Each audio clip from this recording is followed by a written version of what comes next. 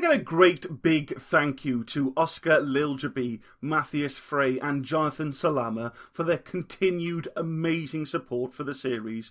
I also want us to thank Francesco Perino and Matthew Hutchinson for their donations have brought you Mass Effunk in HD. Well, soon enough anyway. I've still got a few gameplays recorded off the old capture card for you, but I sorted out my mic, see? I even got a pop filter, check it out. I said a hip, hop, hippie to the hip, hip hop, you don't stop, a rocket to the bang bang boogie, say up jump the boogie to the rhythm of the boogie the beat. Now what you hear is not a test, I'm rapping to the beat. What beat? I mean really. I'm alone here. So alone.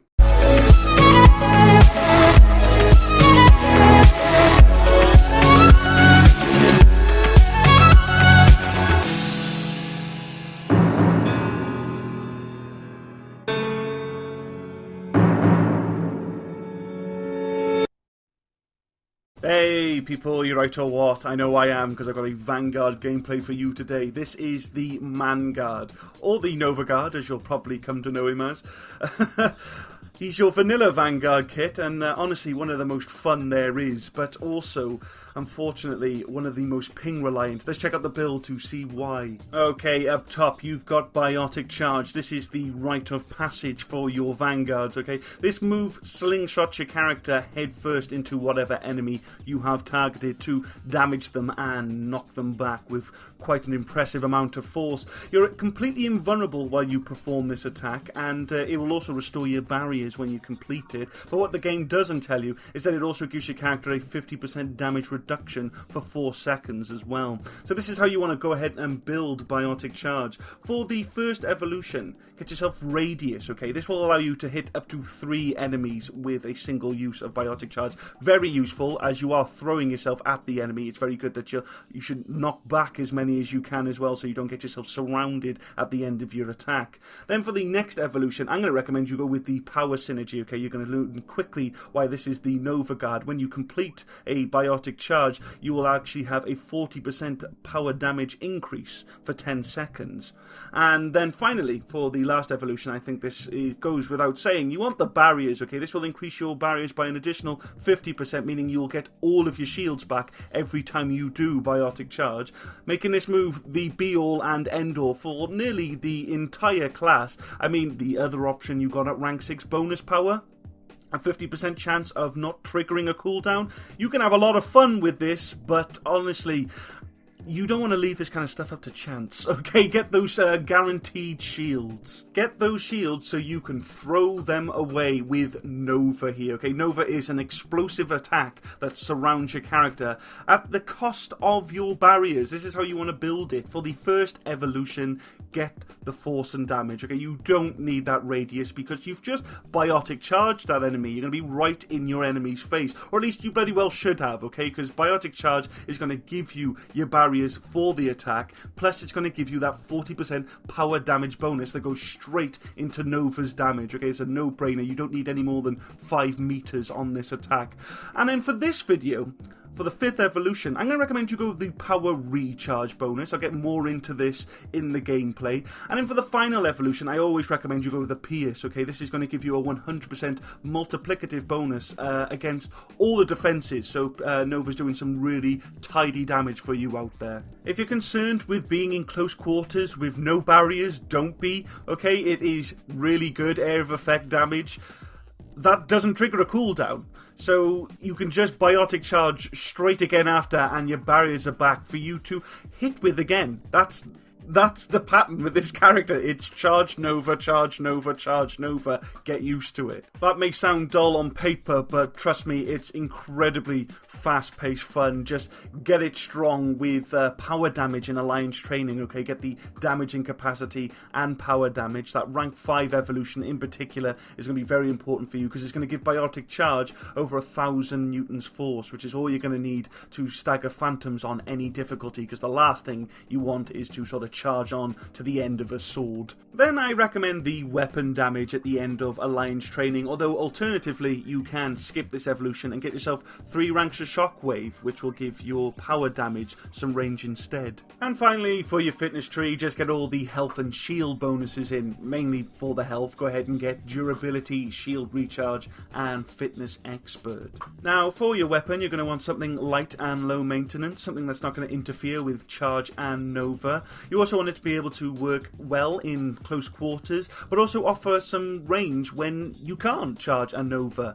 Collector SMG ticks all those boxes for you, okay? Pimp it out with the high velocity barrel and power magnifier, duh. I mean, usually, yes, the magazine upgrade is a must for the Collector SMG because it does regenerate 30% of its max ammo every second, and it regenerates that instantly as long as it's not overheated. I mean, it's really just a damn shame that the heatsink is bugged on this weapon and it does nothing because, as far as I can tell, the SMG heatsink mod works exactly like the tooltip suggests it does, which would result in it having an 82% increase on average to, you know, the magazine upgrade's 80% increase. But none of this really matters because you're not going to shoot often with this character. What's important is that you're able to ignore armor with this weapon, is because we haven't got any piercing or weakening bonuses, because the weapon's 1.5 multiplier to armor is a bit of a double-edged sword, okay? When you're dealing damage, the defense multipliers are actually applied after the armor mitigation, which means the Collector SMG can lose up to 75 damage per shot against armor as a result. So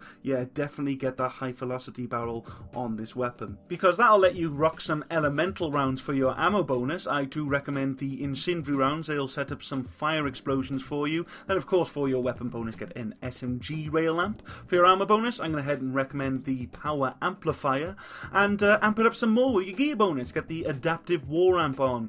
That's the build. Let's check out the gameplay.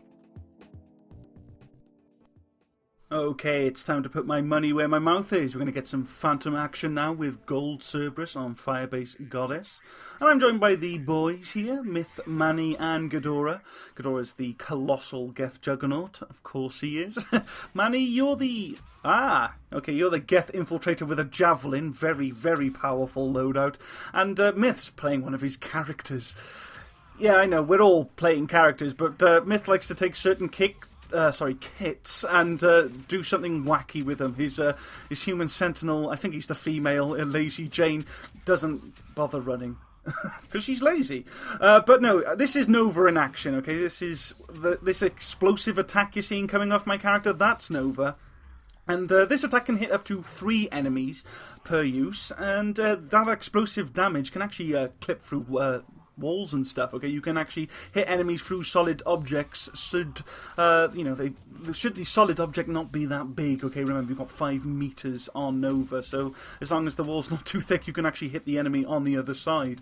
What you need to understand about Nova's damage, though, that listed damage you see, you're only going to get that at full shields, which is why it is so important that you biotic charge before you Nova. I mean, if you've just done a Nova, you've got no other choice really. You try using the Nova button when you've got no shields and nothing's going to happen. You charge, you get your shields back, and then you can Nova again. But if you're down to half shield, say, and enemies hit you, you're actually only going to do half damage with Nova, because the percentage of damage you do is based off of the percentage of barriers you have, okay? That is something you absolutely need to understand. And you're probably wondering, why on earth am I throwing away my shields then before waves start, okay? I'm not just playing around, okay? There is method to my madness. For one, it doesn't matter, okay? The first enemy I see, I'm going to charge, so that's my shield sorted, okay? That's what my build of biotic charge does. It gives me 100% of my barriers back when I charge an enemy. But when I use Nova, I also got this power recharge evolution that applies every single time.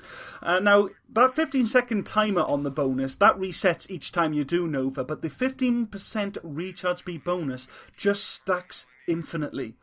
Yeah, okay, because only the power recharge bonus that you see on the weapon screen caps, and that's at like that'll be plus or negative 200%, and you know that's altered by the weight of your weapon loadout and by your weight capacity bonuses. Something you'll notice that varies between races and characters and can be increased with the passive tray. You've no doubt seen the weight capacity bonuses there, but all other recharge speed bonuses have no cap. And they just work in addition to the one shown on the weapon screen, okay? This doesn't have any sort of noticeable effect on this loadout, I will be perfectly honest with you, because the formula for calculating a power's recharge speed differs depending on whether your total recharge speed bonus is positive or negative. Because the formula for positive bonuses has far more diminishing returns than the negative ones, and this was likely implemented to create like a greater consequence to having a heavy loadout. So, you know, one character doesn't basically have it all, well, unless he or she's an infiltrator apparently. Still, what this means for us is that with every attack, we get to attack more often. Okay, we do. It's a matter of fact, no matter how small the bonus is, it's still there. So, you know, it's going to be...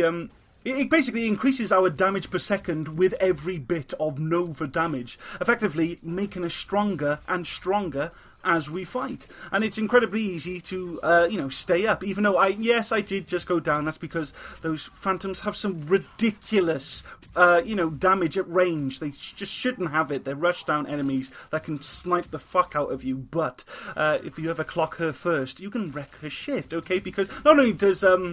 Biotic Charge and Nova have an innate 1.5 times multiplier to barriers to do her in, but of course we can just completely lock her up. We do the Biotic Charge, she gets knocked back, and then we Nova her and she promptly dies. Now you might be a little skeptical about this whole thing. You're going into close quarters, you're constantly going in with throwing away your shields. How do you survive all of it? Well, it's all those bonuses I was pointing out to you earlier, okay? You charge into an enemy and you get all your barriers back, and then you get a 50% damage reduction, effectively basically meaning all the enemy do half damage to you for 4 seconds after you've charged in. But then you immediately follow that with Nova, okay? And while you're performing Nova, you've got 1.5 seconds of full damage immunity, okay? Literally, they can stagger you, but they can't hurt you. So, you know, so you've gone in, you're taking less damage, and then you're taking no damage. And then once that's over, there might be just literally fractions of a second before you can charge again. And in that time, you can just perform like an evasive maneuver, just do your combat roll. That will also give you damage reduction. And then you charge. And you charge in again, and your shields are back, okay? So this whole time, you're either not taking damage or you're taking less damage, and you know, if any damage you do take is, don't worry about it, because you just charge and you get your shields back. As long as you got those shields, you're golden, and basically, and you'll always have those shields as long as you can charge. Now, I will warn you, because I've been you know, laughing at how much we can wreck the Phantom shit, but you aren't immune to sync kills during during that immunity, okay? So if you see the Phantom or the Atlas, or any sync kill enemy for that matter, do their melee attack, that's when you need to back the fuck up and start shooting for a little bit. I mean, you can shoot at any time, really, okay? Because instead of doing the combat roll, it might be efficient for you, if you've got the enemy staggered, to just put a couple of rounds in them, so that the next time you sort of charge into them, you're going to set off a tech combo with your elemental rounds. But especially if the enemy's ready to sync-kill, if you back up, wait for them to do a long-ranged attack, and then you charge in, and that again is going to be a tech combo for you if you put the elemental rounds on your gun. Now, this is a hack here.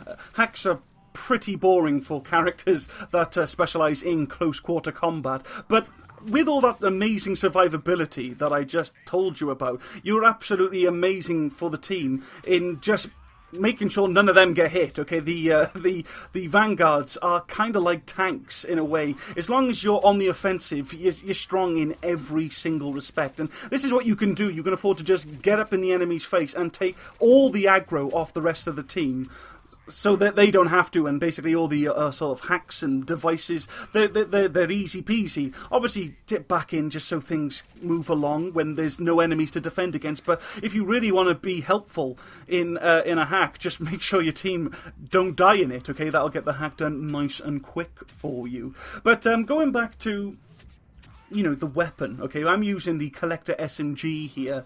It's very, very important that you don't hold down the trigger. I did sort of talk about this in the Human Adept video, but I'm going to go into more detail for you now.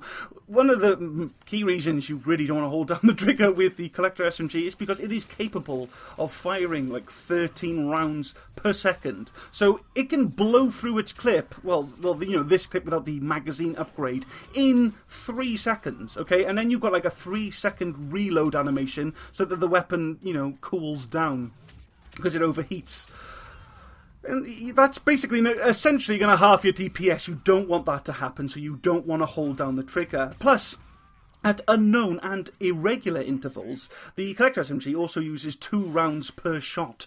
So it just basically makes fully automatic fire even more costly. I think there's roughly 10 shots per clip. You know, if you were to overheat it, that costs 2 rounds. And, you know, if you went ahead and got yourself like a rate of fire bonus, you'd actually even see more rounds more shots use up 2 rounds. So, yeah, you really want to avoid doing that. You just want to lightly tap it. I would probably just tap it to Mississippi. You know, 1 Mississippi, 2 Mississippi, 3 Mississippi. If you just pull that trigger every second, you're unlikely to ever overheat this gun, even without the magazine upgrade, because you don't shoot that often with this character. I hope you can see there's just too much strength in just charging and novering and charging and novering. And like I said, there's those small opportunities where you might have the enemy staggered, you can back up, light them up, charge them in, blow them up, or, you know, when the enemy's ready to sync kill you, you obviously back it up and use that opportunity to prime them for a fire explosion. That's basically going to be your big armor targets, your boss enemies.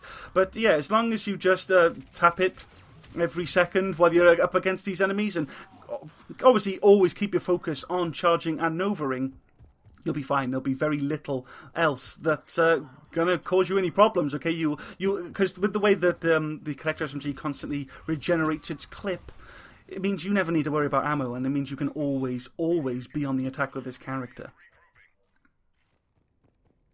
Now, what wave are we going into now?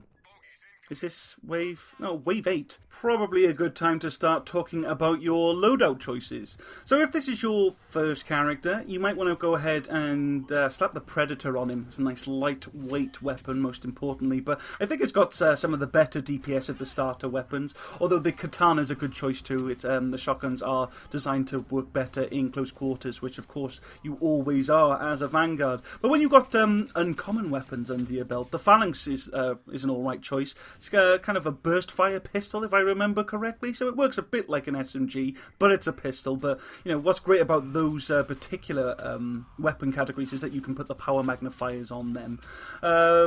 But, you know, Faceton. Okay, Faceton's a good weapon for this character because it's an assault rifle with just no accuracy. Okay, so it only really works in close quarters, so you can really get it the best out of it with someone like the human Vanguard. Vindicator 2.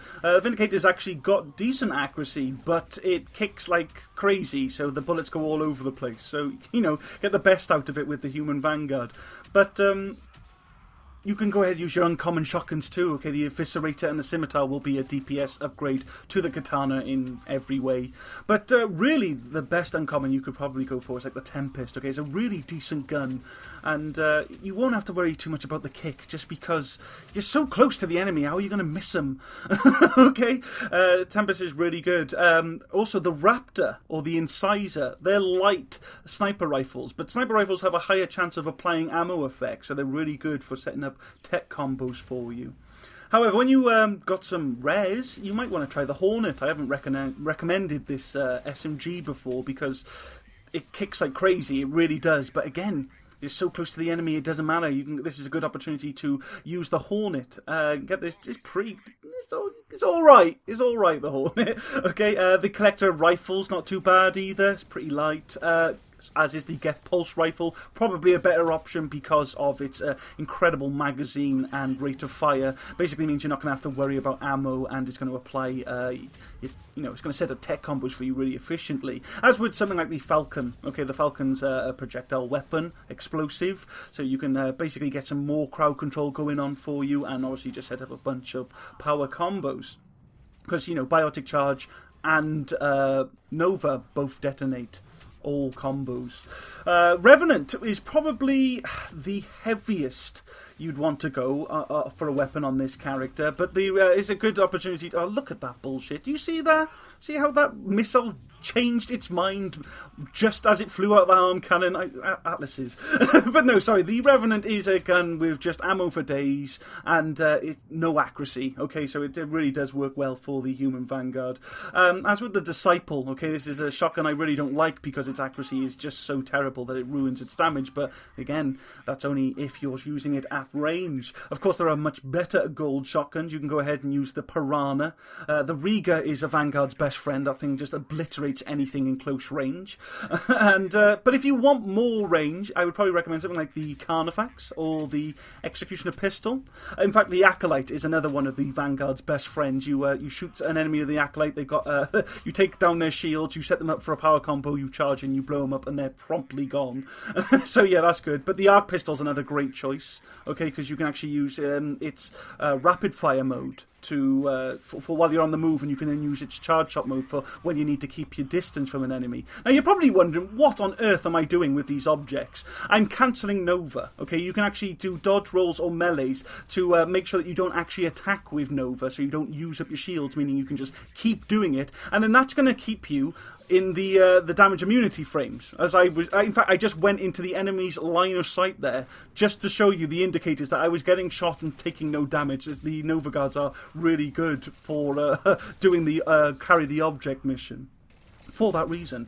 But back to your weapons. If you've got ultra rares, the Valiant or the Indra would be good sniper rifles. They're light too, and they'll obviously come with the same bonuses as the uncommon sniper rifles I recommended will. Carrier works on everything, but I'd probably go with the Lancer for its regenerating ammo and incredible lightness.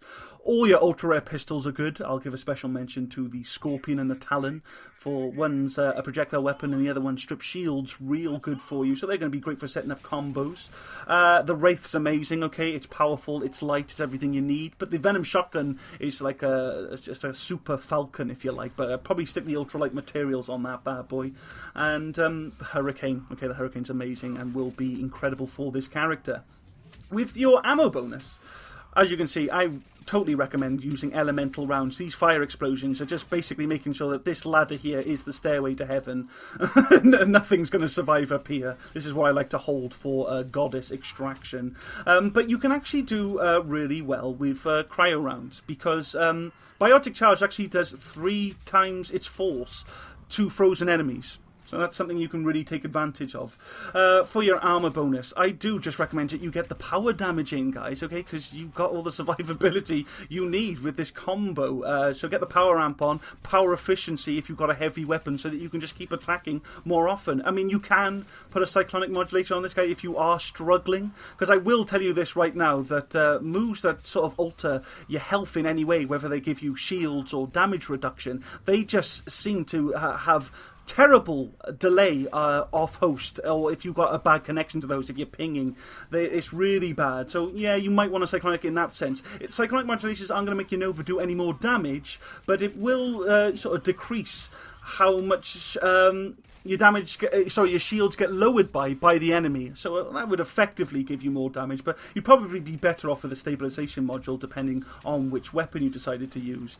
And then for your gear, you just basically want more of the bonuses I recommended for the armor bonus, okay? Get power damage. In fact, if you went with a pistol weapon, Commando package is a really good choice. Get weapon damage otherwise, or shield strength, or power recharge bonuses.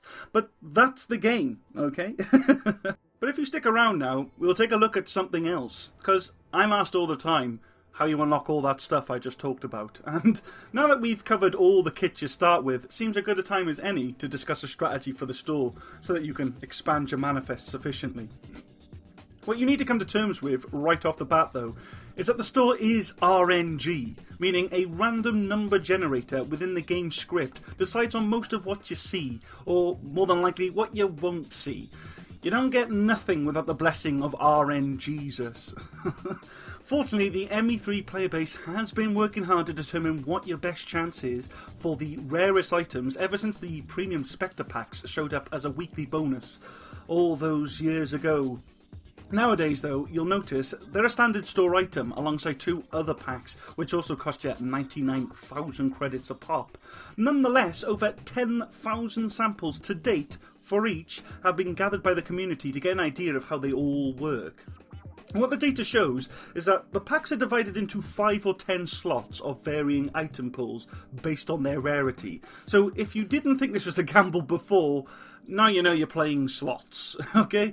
Each slot, though, with ultra rares in its item pool has the same chance as any other in dropping one, as do other slots with other collectibles, I'd imagine.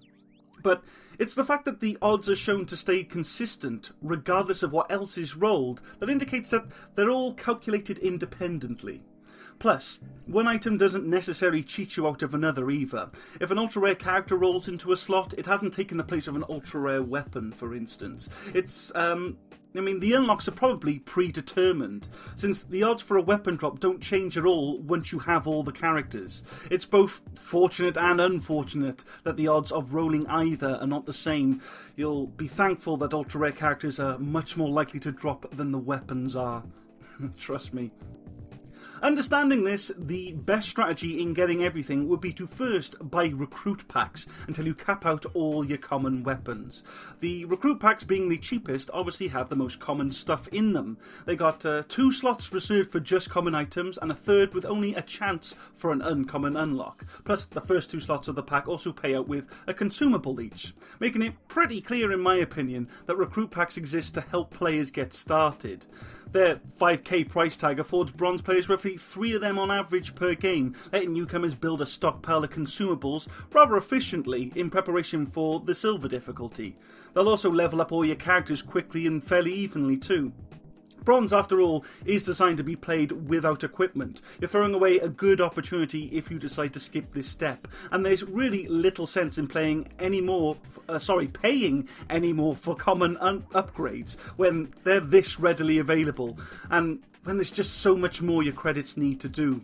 However, if you get your common weapons maxed, your common characters will most likely be as well.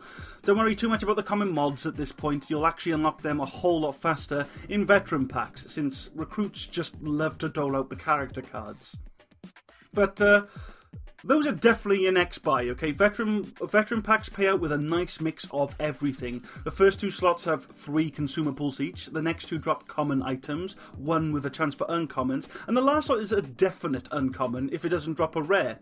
You'll want to buy veteran packs until at least all your silver weapons are at level 10 and all your piercing mods are at level 5. You can go ahead and track your progress at social.bioware.com/N7HQ.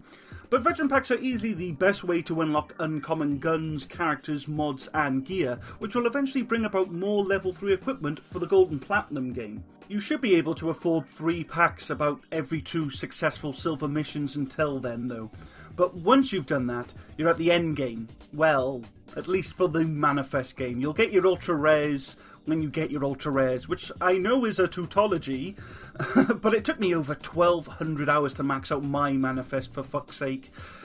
If you just play around and explore what you can do with what the game actually gives you, like I'm teaching you, rather than just chase after what it doesn't give you, I think you'll have more fun with the game, okay? There's certainly more fun to be had.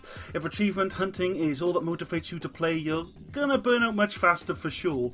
Still, when you start shopping for rare items, you'll find you'll have 4 very viable options. Both the Spectre pack and 99k packs have the potential for up to 3 rare items each, but it's the 99k packs that guarantee you, at the very least, 2 rare items. So what I recommend is that you buy reserve packs first. At 99,000 credits, you'll only be able to buy 1 every other gold game, or just 1 every platinum game. Still, 2 gold games is enough for a 99k pack and a jumbo equipment pack, which will unlock you what you want and keep you well equipped. Jumbo equipment packs even have 10 slots for you, 4 of which give you 5 of each consumable, and 6 that give you common or uncommon pieces of equipment.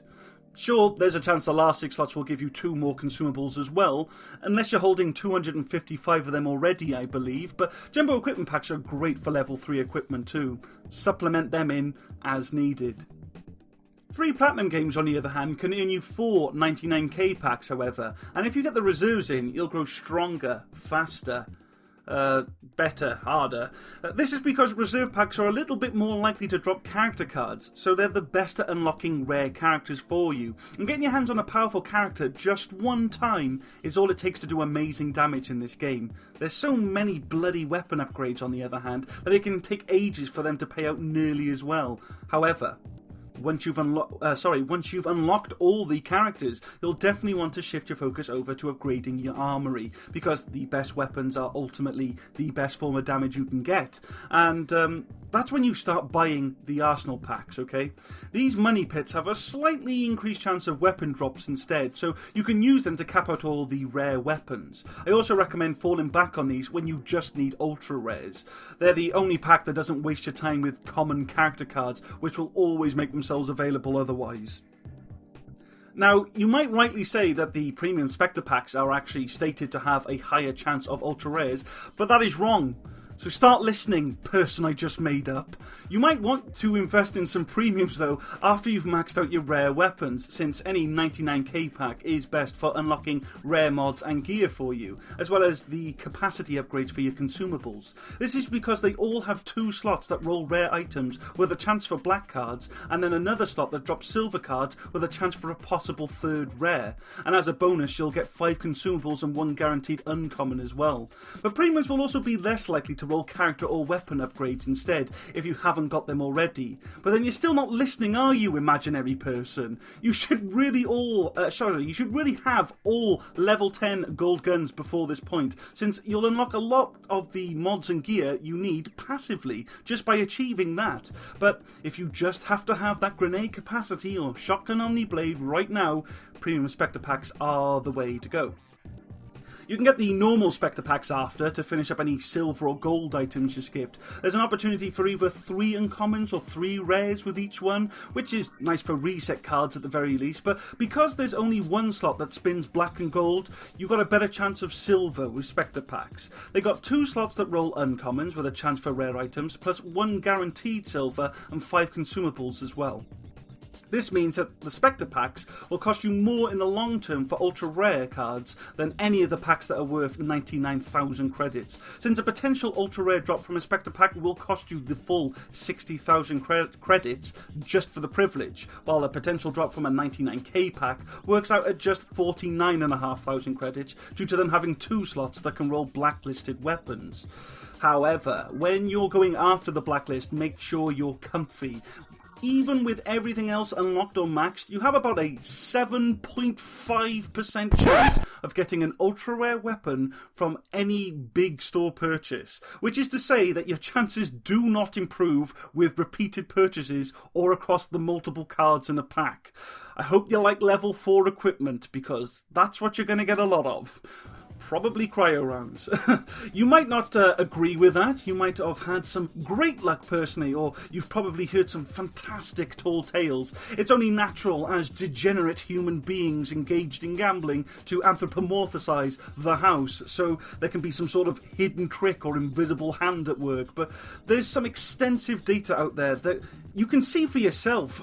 So buy in bulk if it makes you feel good, because that's all it will do. Still, that's the Human Vanguard, and your beginner's guide. Don't talk to me about the Stow No Mo. Please comment, rate and subscribe if it was good for you. There'll now be some live streams to look forward to with the new card. I've been Bwnci, it's been beautiful, let's do it again sometime.